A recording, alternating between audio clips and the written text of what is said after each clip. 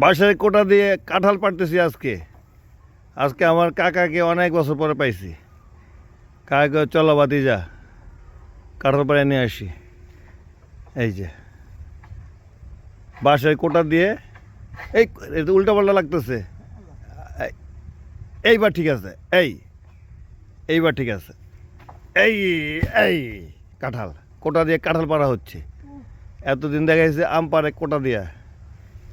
এখন আমার এই আঙ্কেল বহুত বছর পরে পাইছে। আমি কইলাম কাকা এই বাবার বিপদে আছি, কাঁঠাল পাড়ার লোক পাই না।